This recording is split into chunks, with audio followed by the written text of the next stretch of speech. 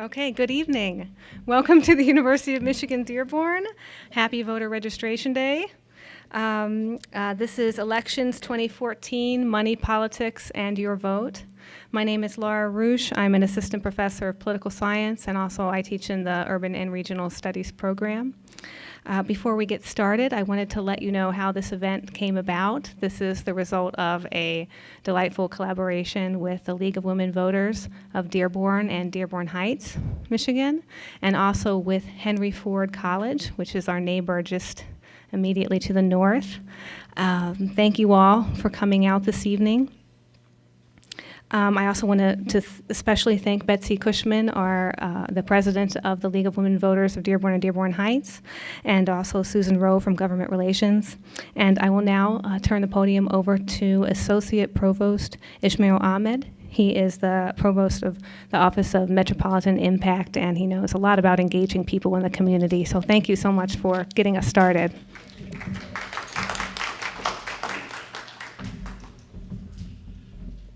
Well, I have what I think is a simple task.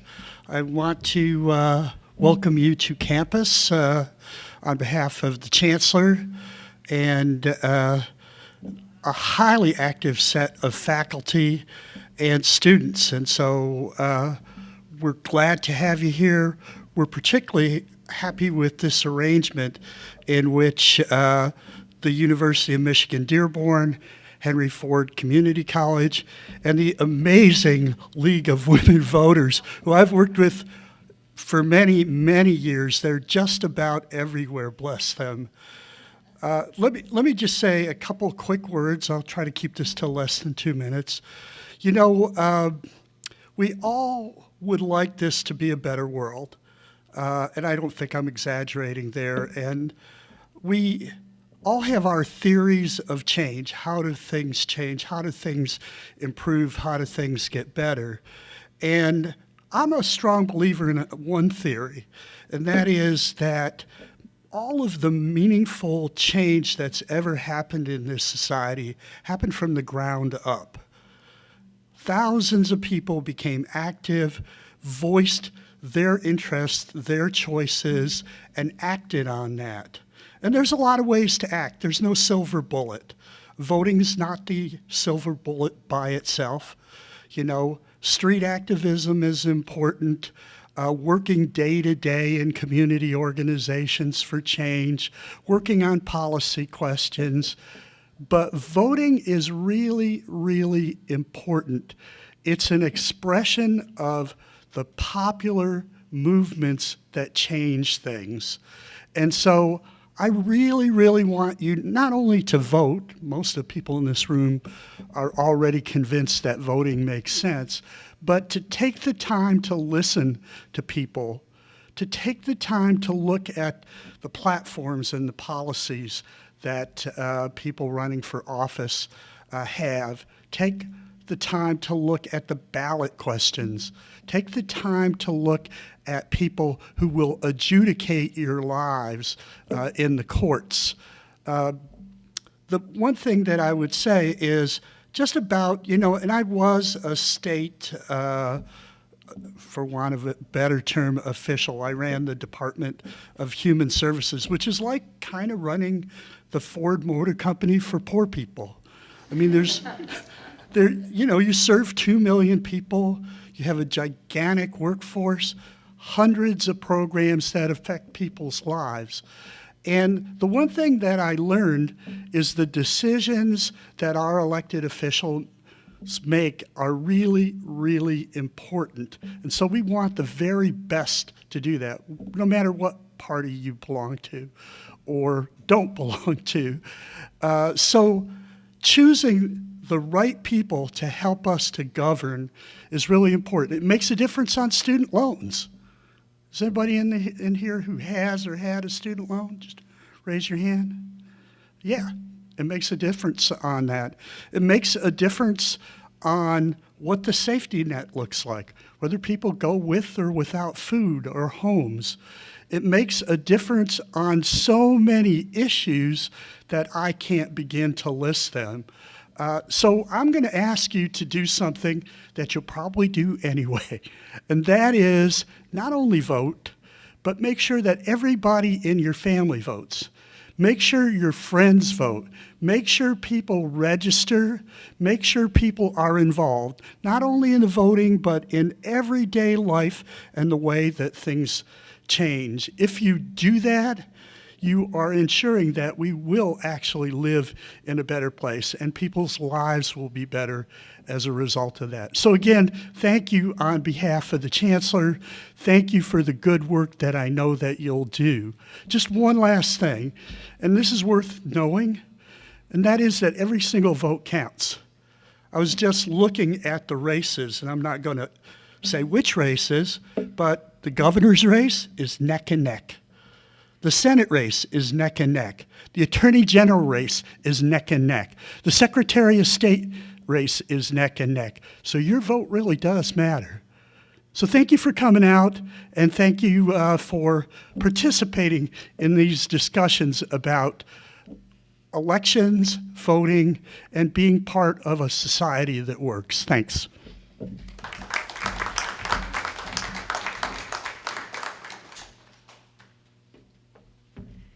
Thank you, Associate Provost. Now I introduce Betsy Cushman, President of the Dearborn Chapter of League of Women Voters. Thank you, Laura. Good evening and welcome. It is a pleasure for the League of Women Voters of Dearborn Heights to be cooperating in this way with the University of Michigan Dearborn and the Henry Ford College to celebrate National Voter Registration Day in this way. How many of you are already registered to vote? You probably know that less than half of those who are registered will vote this coming November 4th.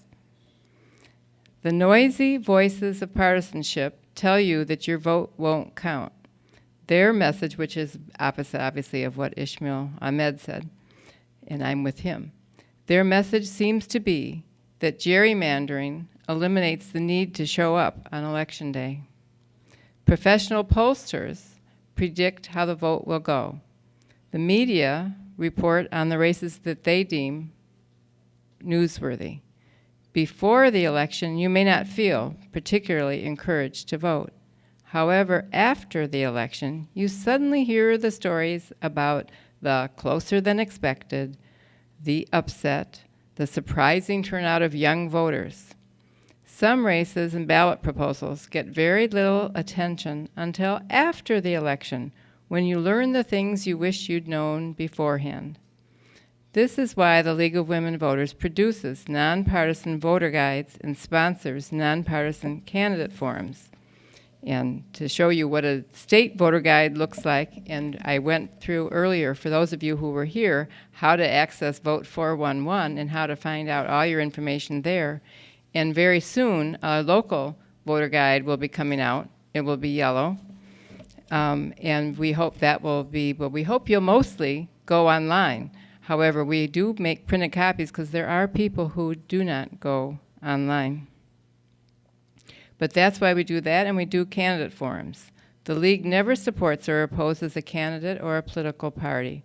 We want the voters to decide for themselves, and we want them to be informed before the election. Indeed, an informed electorate is the basis for a healthy democracy.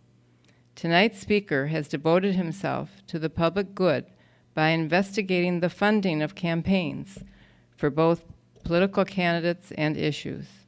Who's financing the campaigns of those you might vote for? Whose money is being spent with perhaps the expectation of forwarding their own political ideologies, or perhaps worse, lining their own pockets? Rich Robinson is the executive director of the Michigan Campaign Finance Network.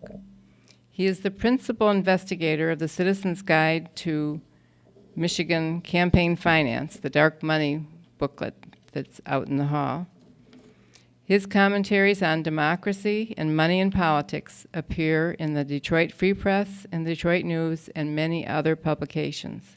He is a frequent guest lecturer in Michigan universities, And we are really pleased that he could join us this evening. Rich?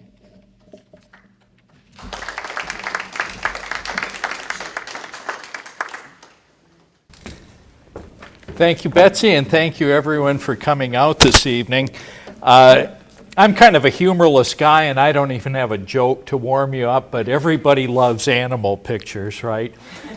So I spend my better days on the south shore of Whitefish Bay, and this is from last summer. These white pelicans were obviously lost and found themselves on Whitefish Bay also. I'd also like to get my commercial message out of the way, and that is, please do take one of these summaries of last election cycle. In many ways, it will shed light on what's happening this cycle, and I'll try to bring you up to date with this presentation. So let me see if I can get this, not that.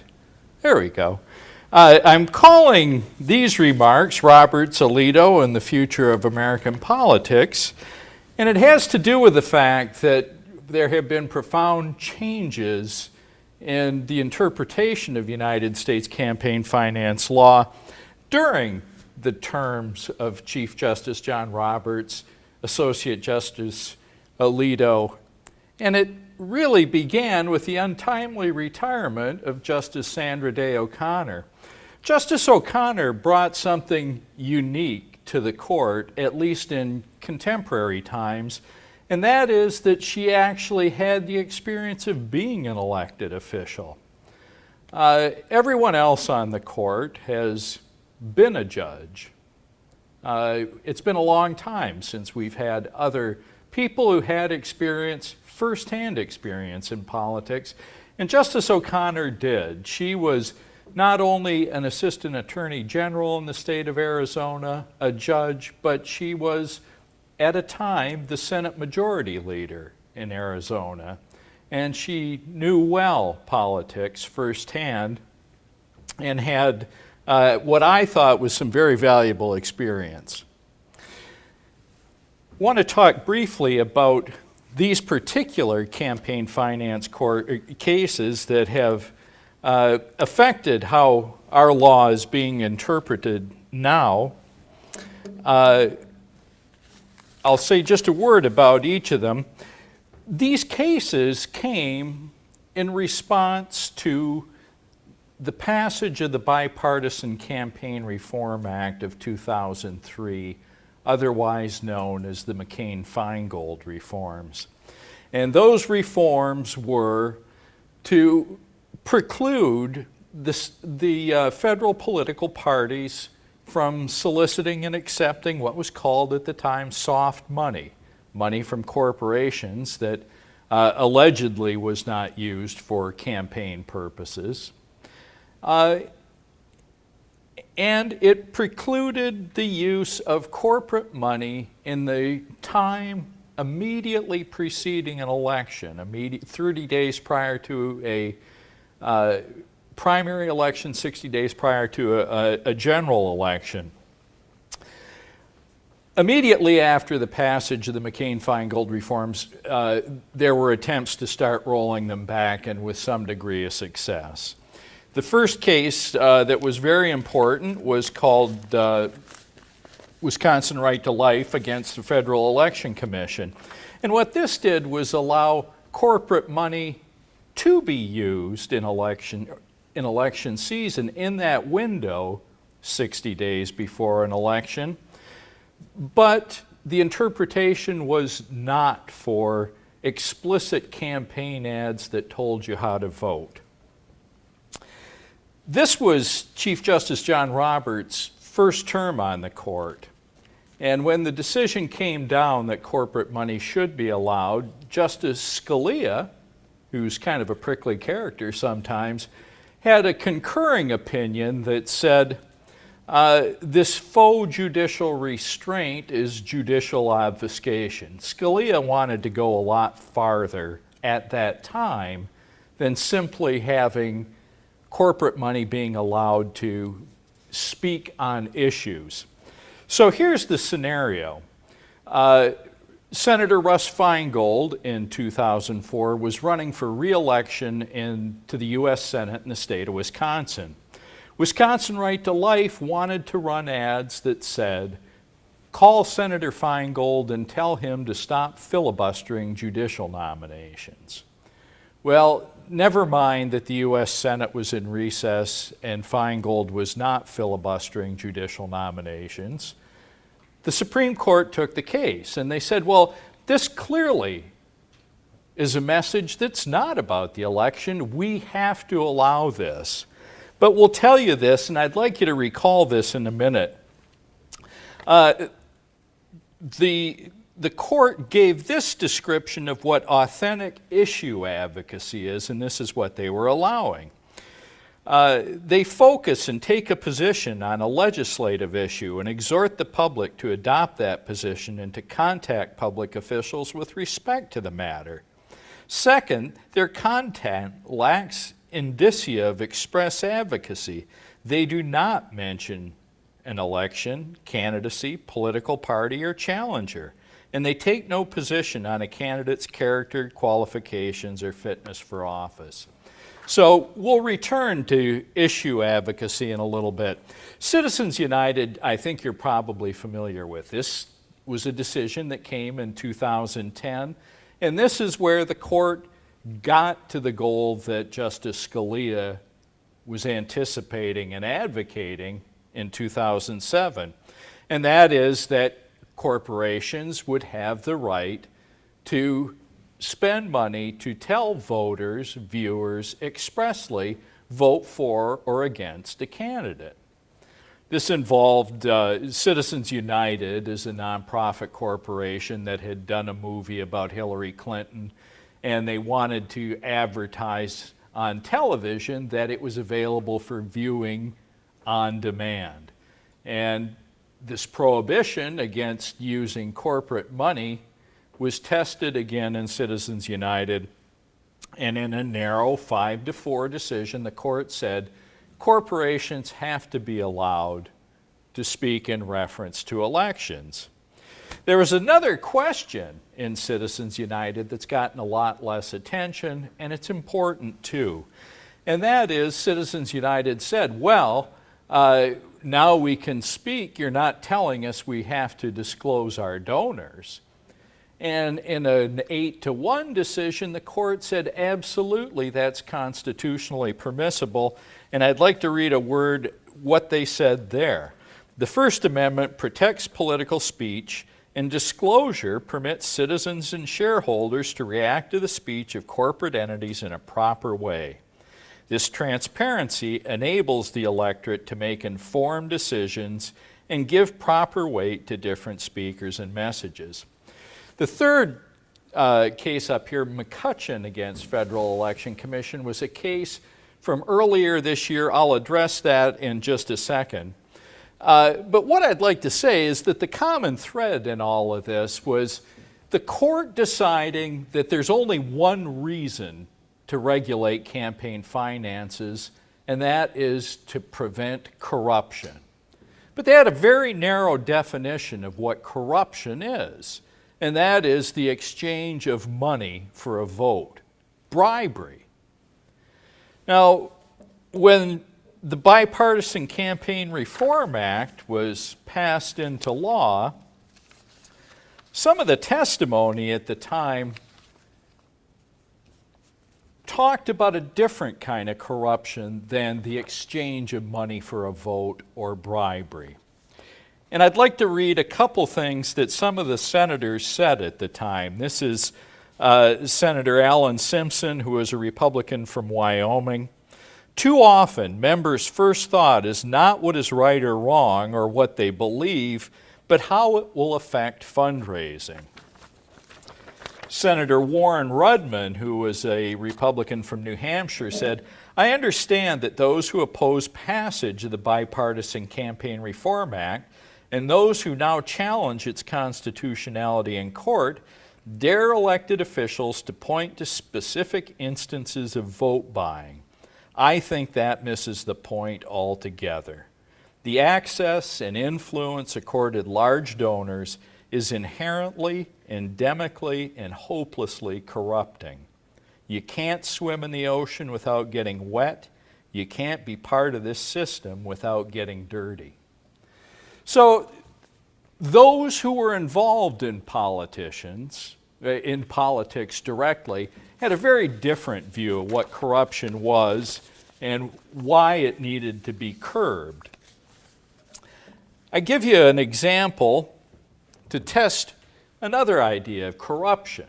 This is a man who would be president. This is Chris Christie, the governor in New Jersey.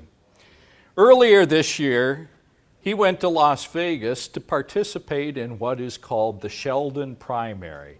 This is Sheldon Adelson. He owns the MGM Sands Hotel in Las Vegas. He also owns the biggest casino in Asia, in Macau. He also happens to own the most right-oriented newspaper in Jerusalem. He's a very hawkish individual on Israelis' interactions with their neighbors. During the Sheldon primary, Chris Christie made the mistake of referring to occupied territories. Now, occupied territories is United States diplomatic language. But to Sheldon Adelson, that's Judea and Samaria. You don't talk about occupied territories.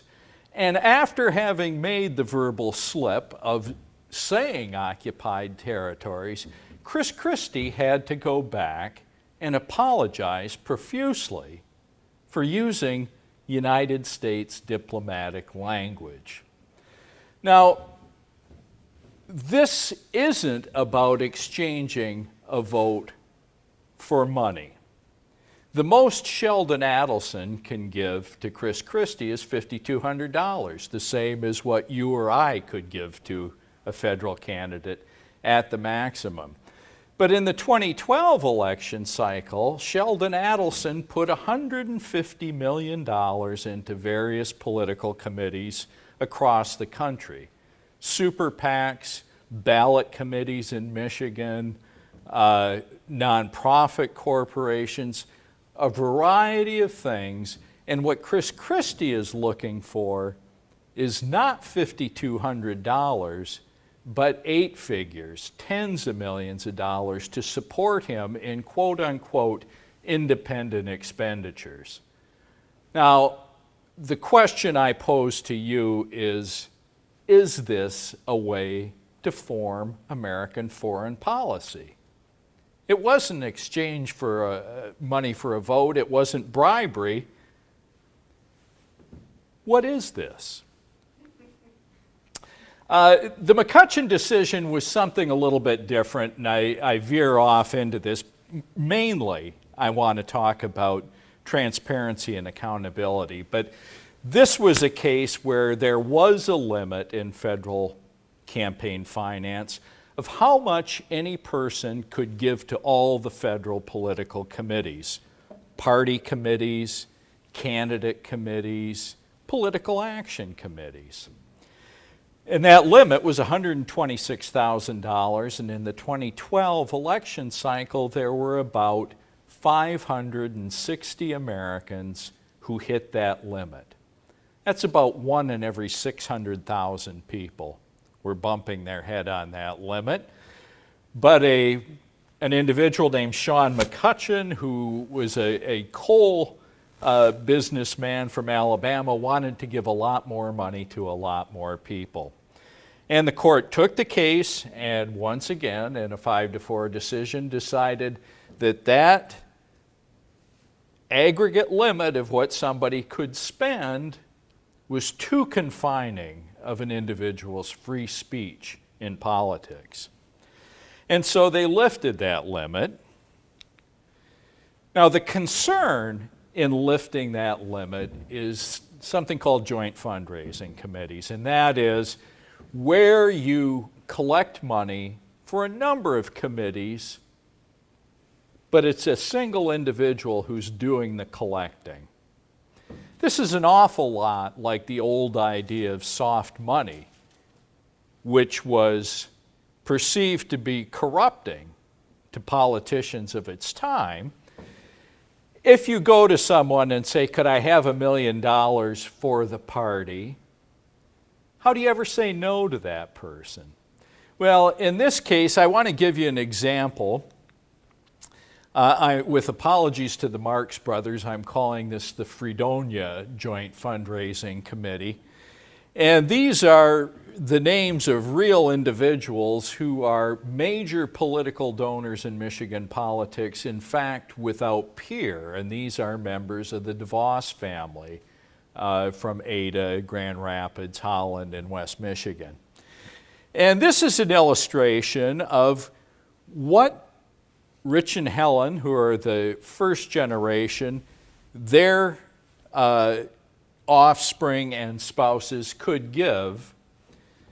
Now, if they give the maximum amount to every Republican candidate for the U.S. House and every candidate who's running for the U.S. Senate this year, each of these family groupings could give $4.9 million for a couple, $2.4 million for an individual.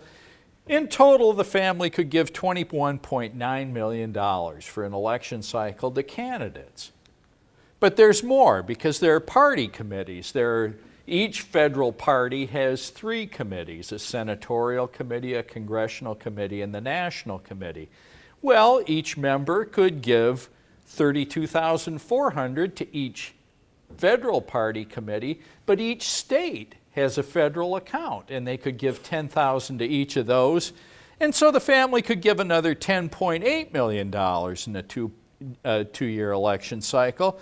But there's still more, because all these members of Congress have leadership PACs. And so what if they gave the maximum amount to leadership PACs? It's another $25 million in an election cycle. And over the course of a 2-year election cycle, this family could give to one person $58 million. Now, if this isn't the Fredonia Joint Fundraising Committee, but the Tim Wahlberg Fundraising Committee or the Justin Amash Fundraising Committee, what does that do? Is that enough to get someone who brings $58 million back to D.C. for the party and its candidates a chairmanship in Congress? Is that enough to make somebody the Speaker of the House? How does one ever say no to those individuals who have been part of giving you $58 million? That's the question, that's the problem with the McCutcheon decision. The Supreme Court of the United States says disclosure is permissible. Let's take a look at how that's working. This is a graph. The blue part of these bars represents what candidates have raised in federal elections since the Bipartisan Campaign Reform Act was passed into law. The red part of the bars represents independent spending. You can see the presidential years are a little higher. You can see money is growing as we progress through time. Actually, more money was spent by candidates in 2008 than in 2012, largely because there was no competitive Democratic primary in the presidential campaign in 2012. Here's another look. This is the independent spending, what was the red part of the bar in the previous graph. The green part of the bar, which is pretty stable at about $200 million a year, represents what the federal parties are spending in independent spending. The gold part of the bar represents what non-party groups are spending. That's super PACs that have been enabled by the Citizens United decision. That's the nonprofit corporations that are now free to tell you who to vote for.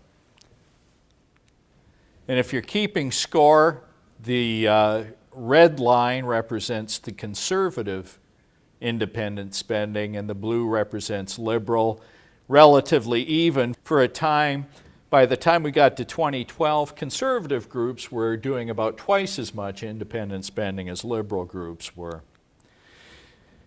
This is according to the Federal Election Commission, who these independent spenders are.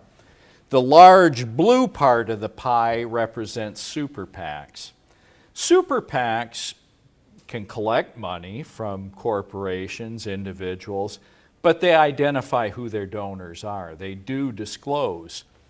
The next section over there from 7 o'clock to 10 o'clock is social welfare organizations, 501c4 corporations. Probably the best known example right now is Americans for Prosperity. They probably spend more than any other 501c4 groups.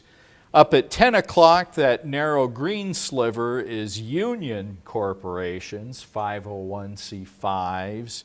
And then up between 10 and 11 o'clock is trade associations, mainly the U.S. Chamber of Commerce. And then finally, from 11 o'clock to 12 o'clock, you've got individuals, 527 committees, which disclose also not to the Federal Election Commission, but to the Internal Revenue Service. So all of this adds up to about $1 billion. And these are the numbers that go with it. And you see super PACs are on the record for about $609 million. Social welfare corporations for about $250 million.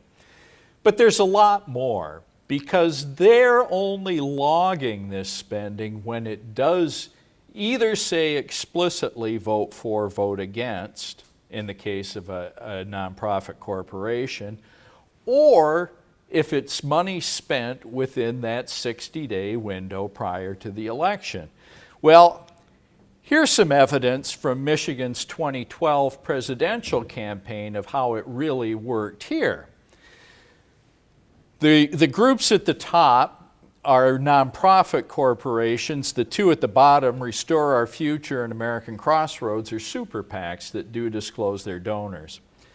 Immediately after Michigan's presidential primary, there began a kind of a relay race of advertising telling you the many ways that Barack Obama was going to ruin your life. Didn't tell you to vote against him, but to the discerning viewer, the message was pretty clear. American Future Fund ran ads for 2 weeks, then Americans for Prosperity, then American Energy Alliance, then 60 Plus Alliance, then American Future Fund again, until Memorial Day. And then June was quiet. And then Crossroads GPS, a nonprofit corporation associated with Karl Rove, picked it up. So rather than a ratio of about 2 to 1 for super PACs to nonprofits, the ratio here was actually that the nonprofits spent more than the super PACs did. And I would submit that what the FEC is aware of was probably at least $500 million light of what actually happened, perhaps more. How do I know this happened? Well, the broadcasters and cable systems keep public files of political spending. Those data are available to the public. Compile that to find out what is being spent that's not being reported. Brings us up to present times. This is a summary on television advertising in Michigan's U.S. Senate race. This is as of Labor Day. I've got it divided into Team Peters for Gary Peters, Team Land for Terry Land, and there's a qualitative difference here.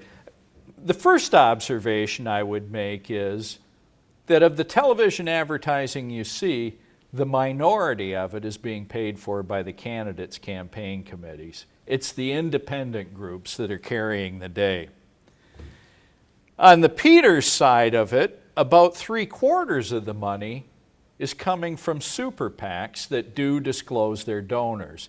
Mainly the super PAC, Senate Majority PAC, that is controlled by Democrats in the U.S. Senate.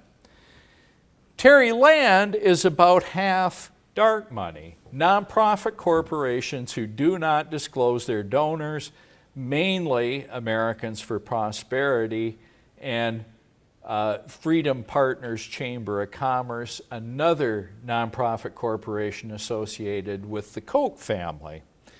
And at that, I want to back up to this. I would point out here, this is that Michigan presidential advertising.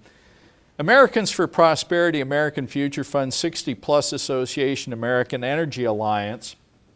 When they were doing this relay race, I noticed they were all using the same ad agency. So this was not an accident. This was tightly choreographed. It came out last November that they not only shared an ad agency, they shared a funding source. The Freedom Partners is the Koch family's umbrella political organization that feeds these and a number of other political nonprofit corporations. So the mothership was feeding a lot of these nonprofits that had a significant role.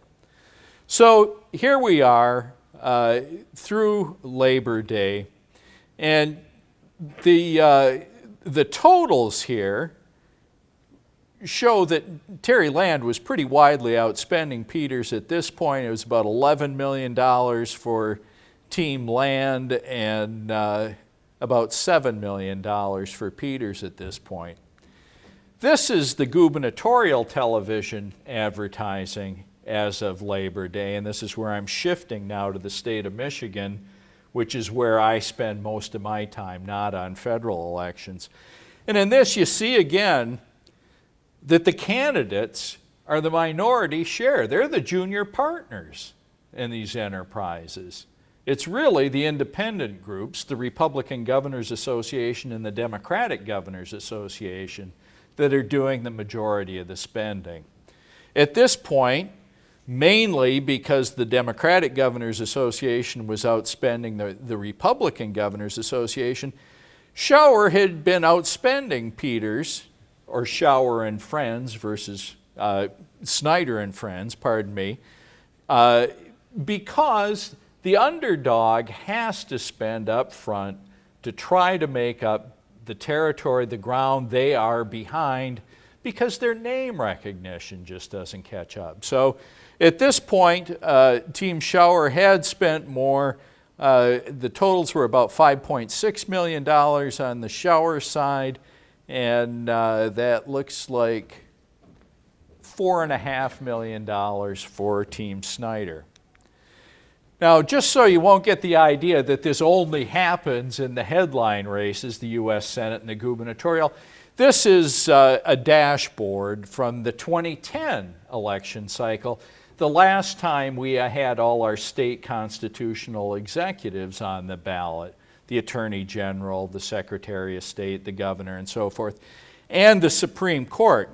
If there's anything to note here, I think it's the fact that there was only one statewide race where the clear majority of the money was disclosed to the Michigan Bureau of Elections. That was the Republican gubernatorial primary. Now, that was so largely because Rick Snyder self-funded $6 million in his primary election, but every other one of the campaigns, roughly half the money was off the book. And significantly, in my mind, the Supreme Court election campaign had the lowest level of disclosure at 43%.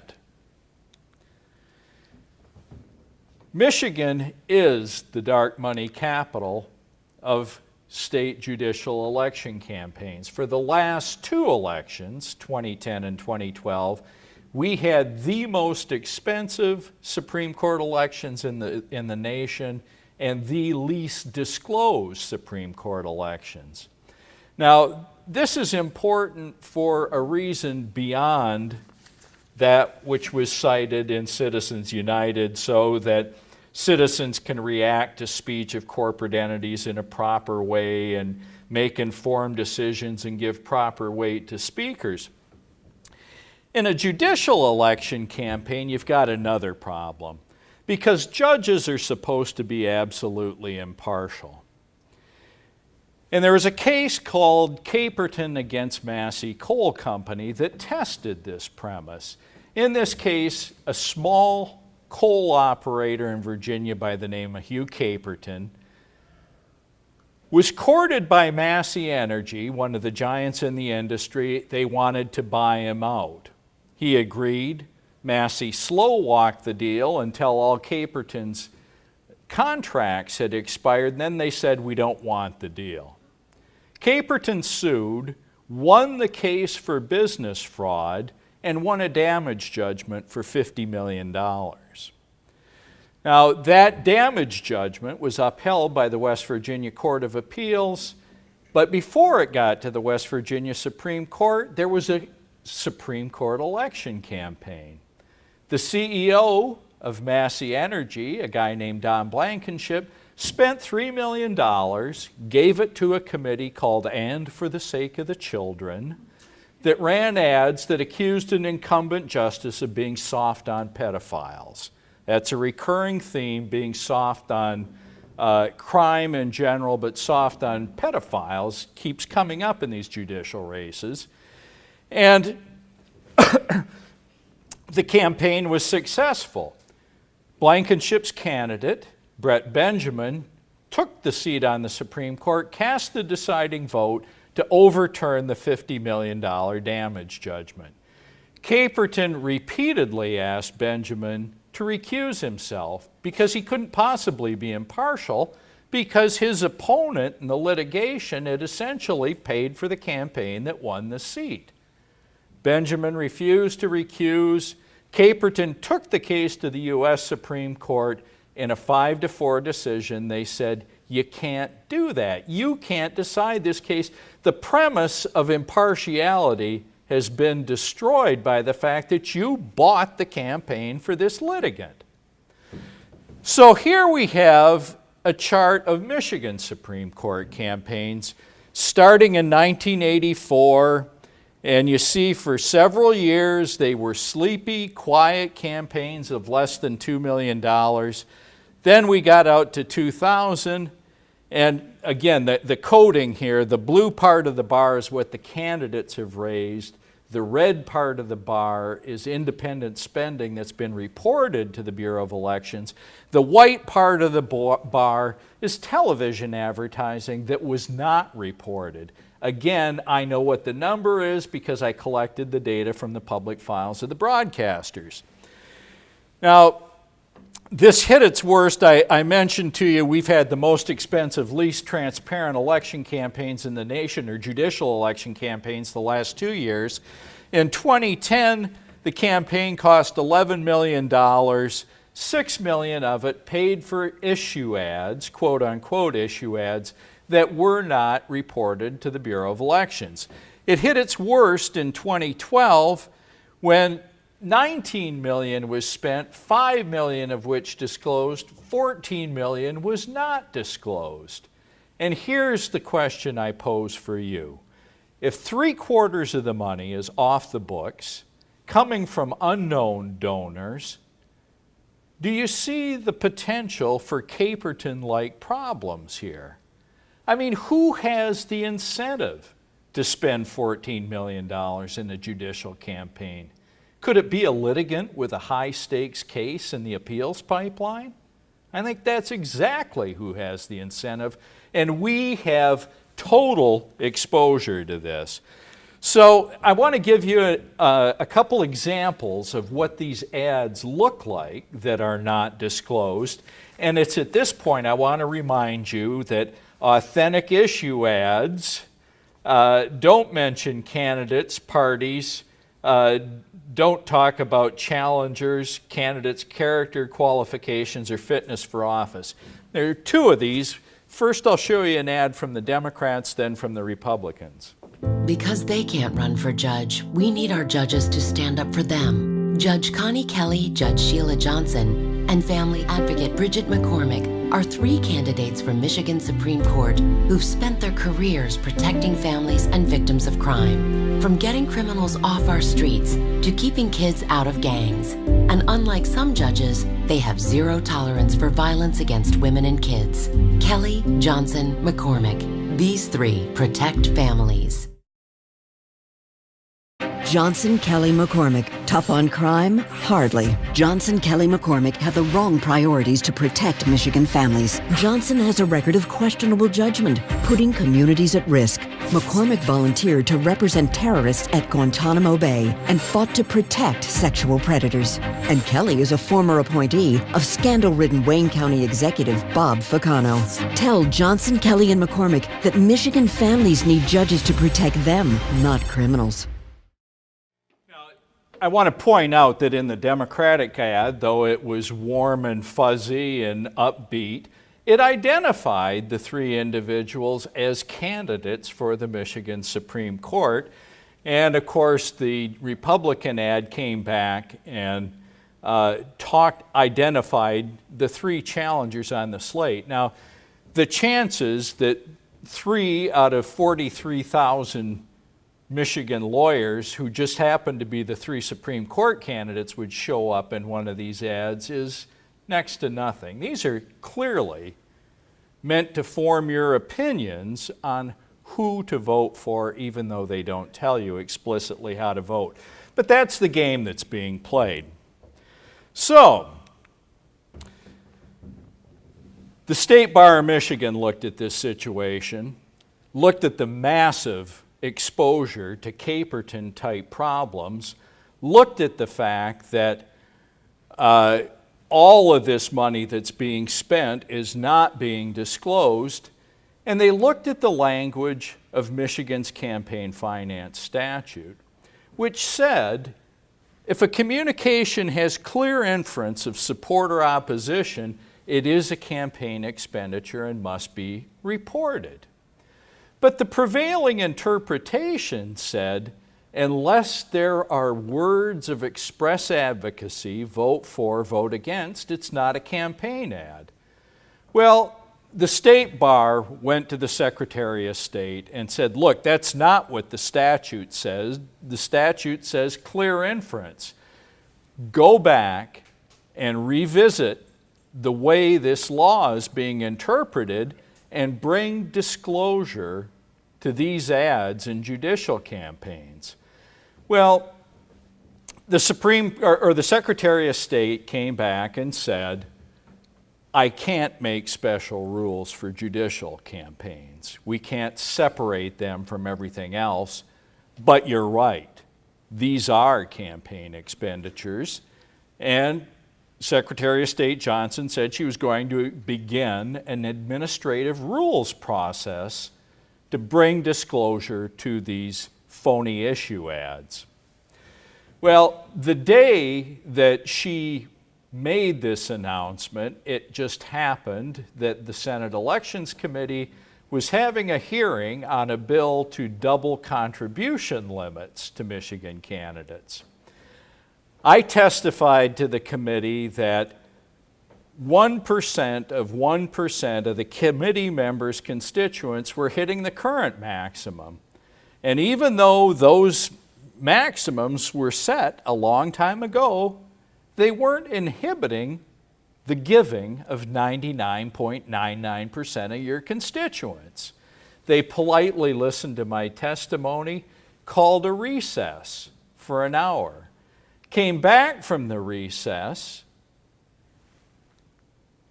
and amended the definition of what a campaign expenditure was in the statute to require the words vote for, vote against be present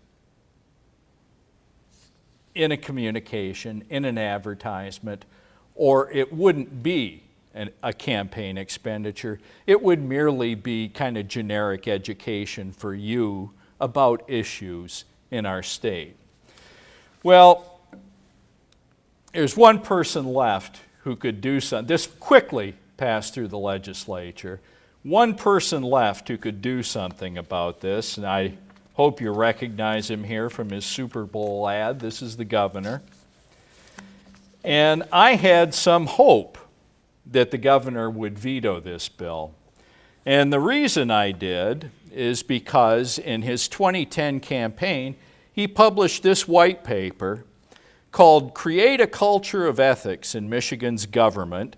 This is one in a series from Rick Snyder's Top 10 Guiding Principles for Reinventing Michigan, number 3, Fix Michigan's Broken Government. And in this white paper, he addressed this very issue. And let me read you what he said. An electioneering communication, broadcast, printed, or telephonic, that features the name or image of a candidate for public office or ballot initiative should be considered expenditures subject to appropriate disclosure requirements. He's on the right side. I love that language. I was very familiar with it. It was copied verbatim from this paper I had published 3 years before. I thought we had a chance, and to give you an idea how politics works, you know, when you bury news that you don't want to have a lot of exposure, you do it last thing on Friday afternoon. Well, the governor signed this bill into law Friday afternoon between Christmas and Easter. He said he had evolved on the issue. And so we had a very close brush with real transparency and accountability in Michigan politics, and unfortunately we lost that opportunity. So the subject goes back to corruption, and I would say this, that transparency is inoculation against corruption. That is the point. We need to know who's giving money, because people don't give 5, 6, or 7-figure checks for selfless reasons. They're doing it for considerations. And if we don't know who's giving the money, we can't connect them to the considerations that are being given, and we are wide open, great exposure to poor government or corruption. So that's the extent of my prepared remarks.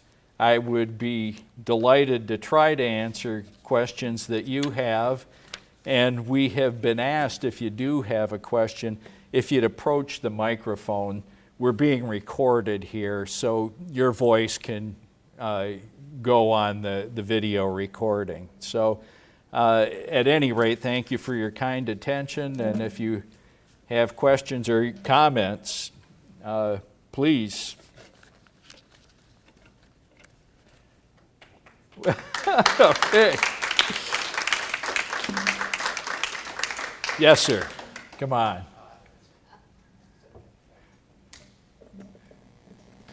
My one question and or comment, the way you look at it, is there was a grading website, and I forget the name of it, that looked at all the state governments that had certain marks for levels of good governance, and it was reported that Michigan received a grade F for transparency. So. As far as transparency is concerned, not just in judicial elections or elections period, but even governance is apparently very lacking all across the state. Thank you for bringing that up. That study was by the Center for Public Integrity, Public Radio International, and there was a third group. Can't name it for you. There were 6 states that got a failing grade. Michigan was the only state in the Great Lakes region that had a failing grade. And we did fail in campaign finance, in lobbying disclosure, in access to government information, Freedom of Information Act. You probably saw this Sunday the Free Press had an editorial about the fact that our Freedom of Information Act was written to exclude the governor and legislators from responding to FOIA. So absolutely, you're right. We've got deficiencies across the board, and they really do need to be addressed. Yes, sir. Were you next? Yeah. Yeah, good talk. Missed the beginning of it, but the second half I definitely thought was very interesting. My question was basically about the state Supreme Court. I have a personal family friend who was on it, and I know they were when they were running. They said, it was definitely something. I think it's kind of I think the way you're presenting it is maybe a little bit. I think there's a little bit of bias, because I think it's definitely a slippery slope that goes on, and it definitely, when one side continues to spend more money than the other, and it's definitely, to stay in it, the other side has to do it a lot, basically to keep up. So I think, in the two videos you showed, what you have to realize is, on a Supreme Court election, though, is not, you're voting for multiple people and nobody's labeled Republican or Democrat. It's not, you're not really running. So I think it's more understandable, like, that, the Republican video you showed, they point out clearly who they obviously aren't in favor of getting those seats, but that's definitely, I feel like it's a little more justifiable in that situation. Well, let me say this. I'm not suggesting anyone should be prohibited from spending their money. And I think what this comes down to, in many respects, is no unilateral disarmament. As you point out, if the other side is throwing it at us, we're going to throw it back, and we're going to try to get the weight of the message on our side, whichever side it is. Both sides are doing it. So what we're left with is mutually assured destruction, right, as far as I'm concerned, because this exposure, because of the lack of transparency, is very real. I feel for anybody, basically, who runs for public office in any office anymore, but the Supreme Court in particular, because we have had a series of vicious campaigns. My complaint is not with the message. Make it as sweet as saccharin, make it nasty as you want to be. Tell us who you are so we know if you've got a case in front of the bench. That's the issue that I'm. Both videos, it was pretty clearly labeled at the end. You know what I mean? Yeah, but see, neither party reports who gave it that money, because they didn't tell you who to vote for in explicit language. So they have administrative accounts where the donors are anonymous that pay for those ads. So yeah, we know, you know a committee's name, but you don't know whose money it is. The real donors behind the parties are hidden, and that's the problem. Well, I mean, it said paid for a Republican National Committee on the one and Democratic National. They were the Michigan Republican and Michigan Democratic parties, but that doesn't tell you whose money it is. Yeah, I mean, we know the parties are, but, let me give you an example. If there was actually a case in Michigan that was a Caperton-like case before the Caperton case, and this was a case called Gilbert against Daimler Chrysler. Gilbert was a skilled tradeswoman who had been subjected to years of the most humiliating sexual harassment. She sued. She was awarded a damage judgment of $20 million. Daimler Chrysler gave some money to the U.S. Chamber of Commerce, who gave some money to the Michigan Chamber of Commerce, who bought some ads in the 2000 Supreme Court campaign, the first big spike. When Daimler Chrysler's case came up, the damage judgment was reversed, but there were no Daimler Chrysler fingerprints on the money. And in fact, we can't make the direct connection that there was. Now, if you look at it, there was a front page story in the Wall Street Journal when the U.S. Chamber of Commerce got involved in 5 state judicial election campaigns that year. Michigan was one of the 5 states. Daimler Chrysler was one of the $4 million donors. Chrysler didn't have any state Supreme Court appeals in any of the other 4 states. Now, I think they're rational actors. I think they did spend money here, but I can't prove that. Right. And that's the problem. That's the problem. Just before I go, I thought the big reason why those people weren't awarded that money was just because of the way the law was set up, in that Chrysler filed for bankruptcy, and when a corporation files for bankruptcy, any pending litigation is null and void. So I don't really feel like you can point the finger. This was back in the 2000 era. This is long before the Right, bankruptcy. but I know a lot of the ones later on, that carry. I'm not talking about those. I'm talking about a specific incident. But maybe we'll agree to disagree on this thing. I think there is a problem about the lack of transparency in all campaigns across the board, but I think it's particularly troublesome in judicial campaigns. I don't know if you're aware of it. There was an Oakland County Circuit Court race in 2012 where there were $2 million worth of television ads in that race. Brian Dickerson, who's the assistant editorial page editor at the Free Press, told me from what he knew, every lawyer, judge, and reporter in Oakland County thought they knew who it was, but nobody could prove it. And consider this when you think about impartial justice. If you've got an angry rich guy comes into your court and he loses a case and he decides he can spend $2 million to take you out in your next election and he's going to leave no fingerprints, does the judge have the strength to stand up and administer impartial justice, or does he cave to that kind of pressure? Now, I want to believe that the strength of character prevails, but I don't think people should be submitted to that kind of pressure. The anonymous pressure of millions of dollars being spent to drive you out of office. Yes, sir.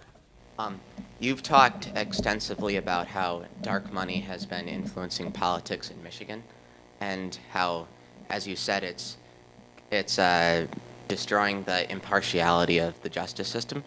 And so I would like to get your ideas on what could replace the fundraising of justice, of judges and other politicians as well. If Citizens United was overturned, what would you want to replace it? Well, in a number of states, judicial selection looks very different than the way it does here.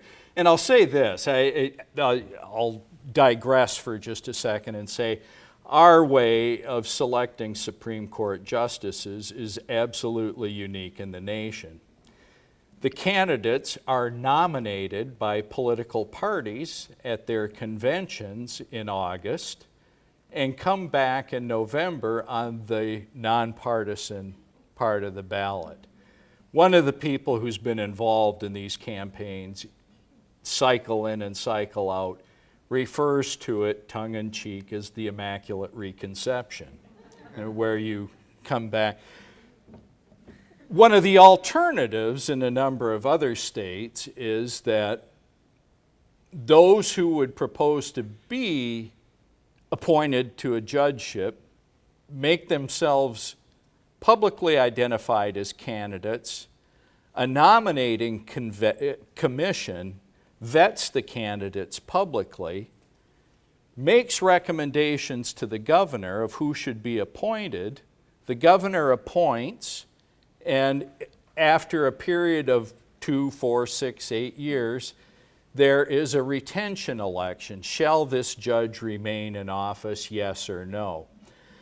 It's often referred to as the Missouri Plan. I don't think that's going to happen in the state of Michigan. Another alternative could be public funding. You know, we have a public funding system for governor, but it's broken in the very same way the presidential public funding system is broken. There isn't enough money in the system to fund a contemporary campaign. Now, if you made the match 5-to-1 instead of 2-to-1, all of a sudden that person who can only give you $100 is interesting because their contribution turns out to be worth $500. That's another potential. But I think the critical thing, and the reason I focus on the transparency piece of it, is I think practically speaking, that's the most reasonably within reach. We were within an eyelash. If the governor had stood with his campaign platform from 2010 and vetoed that bill, we would have a different world in Michigan politics right now. So, you know, what are we going to do about Citizens United? There are movements out there to amend the United States Constitution.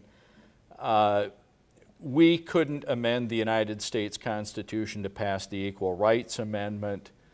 I'm old enough to remember we can't levitate the Pentagon.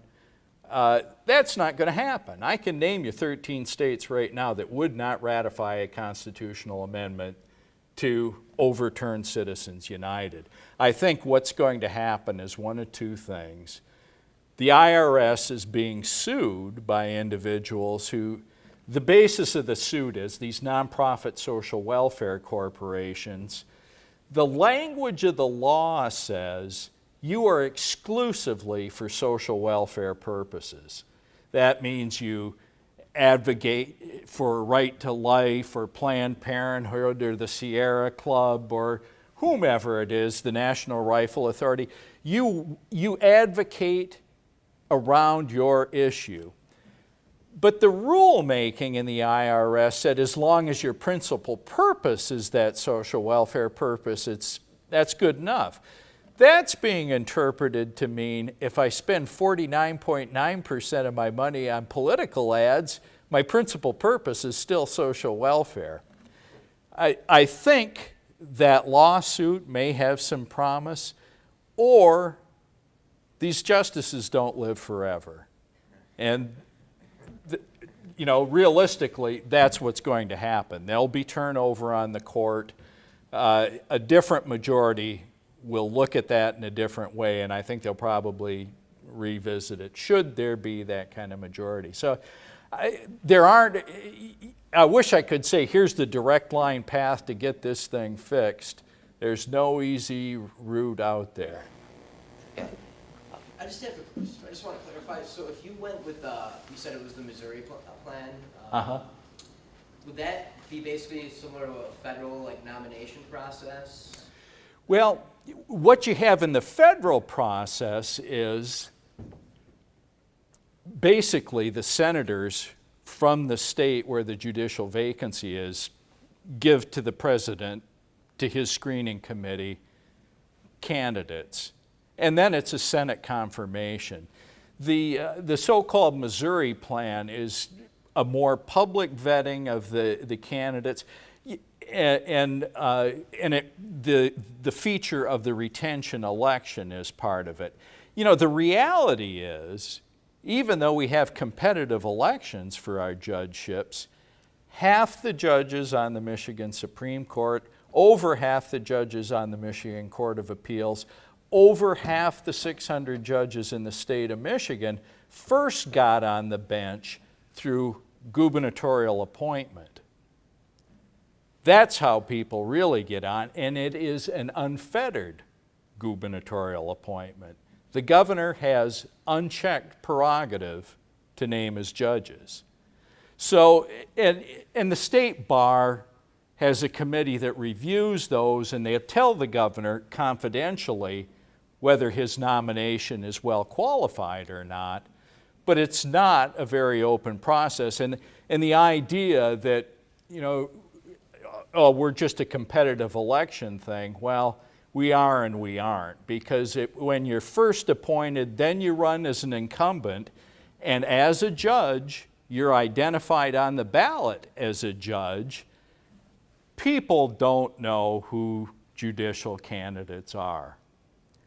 Talk to any lawyer friend of yours and you'll find out they get lots of phone calls just before Election Day from their friends who are saying, who are these people? Can you tell me if any of them are good, worthy judges? People don't know who the judicial candidates are. So it's a difficult situation, and being close to it, I'm sure you've heard some of the nuances and some of the difficulties in the whole process. Betsy, okay, I've run over time. Thank you for your kind attention, and cheers.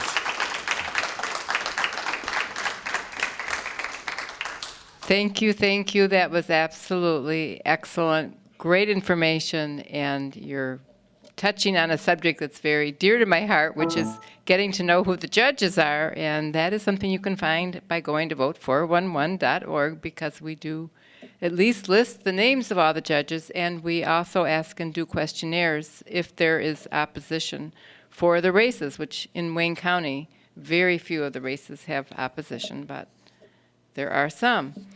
I am going to pretty much close our meeting by explaining very briefly the two statewide ballot proposals, because we said we were going to. They are not as interesting as I had hoped before when I volunteered to talk about statewide ballot proposals. The two ones are both referendums on laws passed by the state legislature to allow wolf hunting. And simply stated, a yes vote on either allows wolf hunting. A no vote on both prohibits wolf hunting for the 2014 season.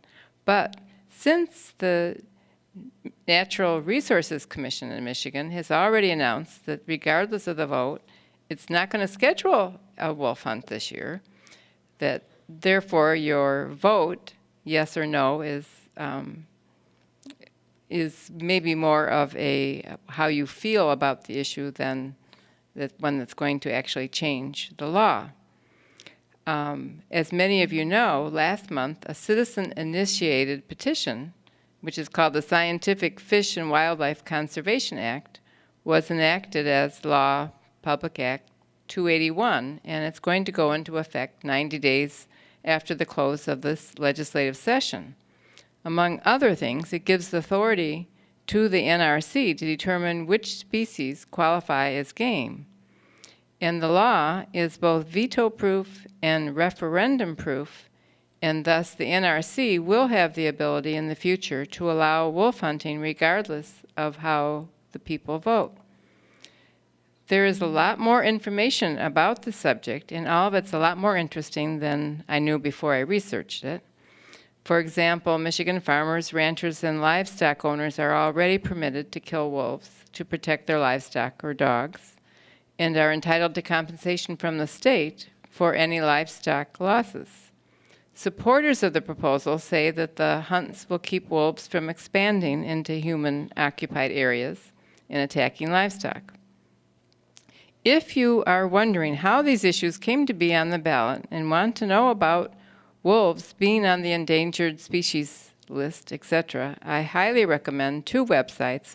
One of them is the League of Women Voters of Michigan, and the other is Citizens Research Council of Michigan. They both have a lot of really good information about the wolf hunting.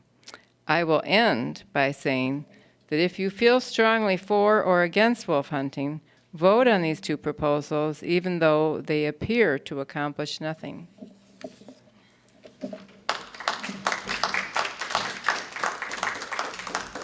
Thank you, Betsy, so much, and thank you again to Rich Robinson for your wonderful presentation, and I expect that it will be viewed again and again from our students and faculty here. And please, everyone, grab some cookies on the way out. Thank you, and please remember to vote and to bring your friends and family, as we were advised to earlier. So have a good night. Thank you for coming.